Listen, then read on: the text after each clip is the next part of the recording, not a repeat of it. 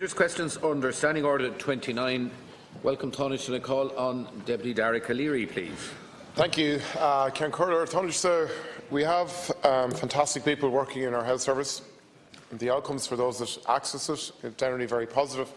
However, 2018 has been marked by a number of incredibly tragic incidents that are still ongoing. We had cervical check and the implications of that, and Deputy Alan Kelly hosted a very powerful meeting last night around some of the women affected there. We had the issue that I raised with you in November, highlighted by Justice Peter Kelly, about non-qualified doctors in our hospitals. And yesterday, we have the report from the analysis of the scans at Kerry University Hospital. And that found that 11 patients suffered delayed diagnosis, one of whom has passed away. And that person who passed away waited for 76 weeks, for 18 months, for a diagnosis of lung cancer. There were 44,831 X-rays audited and found to be correct. That's an important figure to remember. However, 1,298 X-rays had significant errors. 420 patients had to be recalled, and of that 420, 59 required further tests. And according to the report, these X-rays and the scans were read by a locum consultant who no longer works in the hospital and who resigned from the hospital in October 2017. Can you confirm, Tánaiste, that that person is not working in the Irish Health Service at the moment? There are currently, Tánaiste, on the broader issue, over 500 consultant positions filled by non-consultants. They're either locum or fixed-term or specified purpose contracts. That represents 16% of the total population of consultants, and there are a further 199 unapproved posts. We have vacancies at therapist level, we have vacancies at nurse level, we have vacancies at GP level. Right across the health service, it is straining under the pressure of work being exacerbated by these vacancies. A key recommendation of the report yesterday, Tánaiste, was that we would define acceptable volumes of work for individual radiologists. And that surely is a concept that can be extended right across the health service.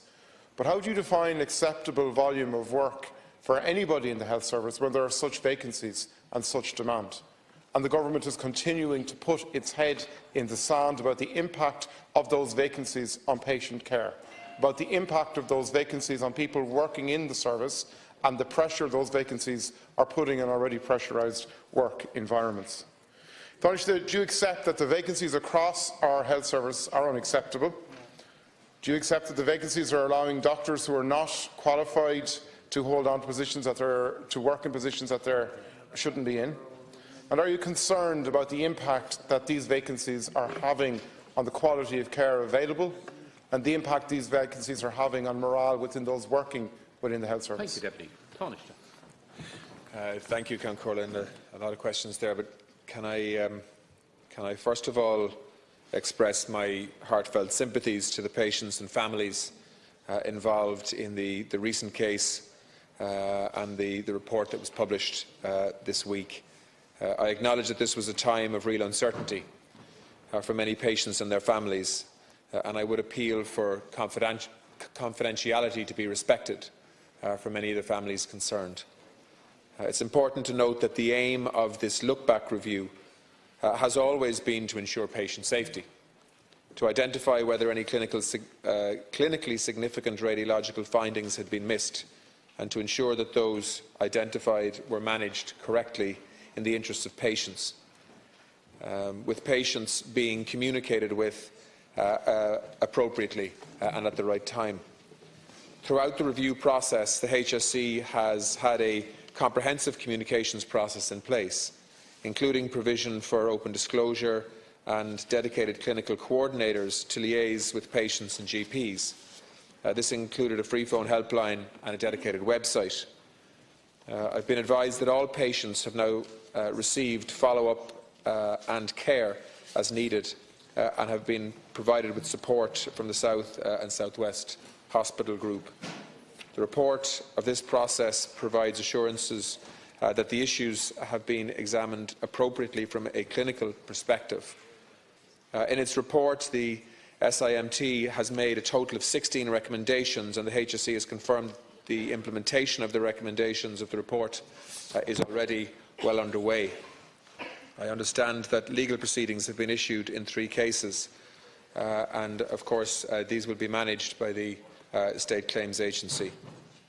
All imaging related to one individual consultant radiologist between the 24th of March 2016 and the 27th of July 2017 were reviewed. The HSE have advised that the scope agreed for the review was focused solely on University Hospital Kerry.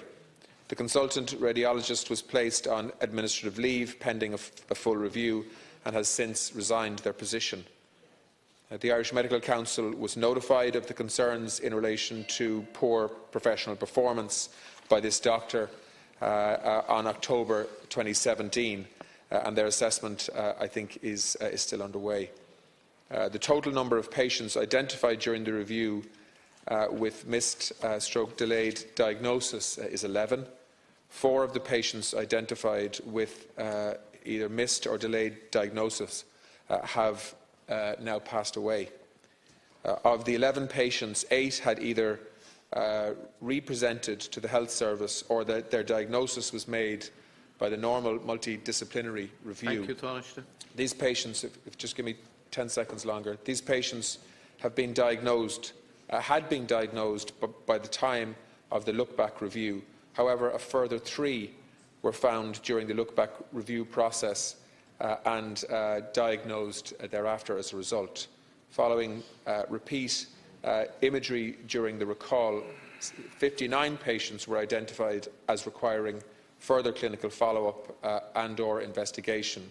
10 further patients have been referred to other hospitals for specialist care. Deputy Calleary. Thank you, Concordat. 4 families have lost their loved ones because of this, and we don't know how many more in terms of the other 7.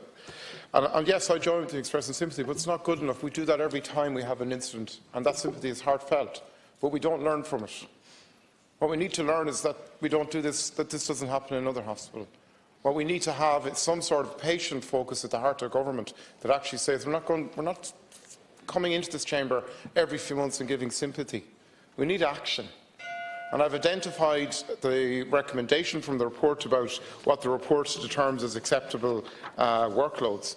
And is that not something the government will take on board, implement across our health service at all grades, and give health professionals workloads they can manage, give them the support they need to do their job, and actually take a proactive role in filling the vacancies at every level? You cannot keep putting your head in the sand on our consultant vacancies, at GP vacancies, at nurse vacancies.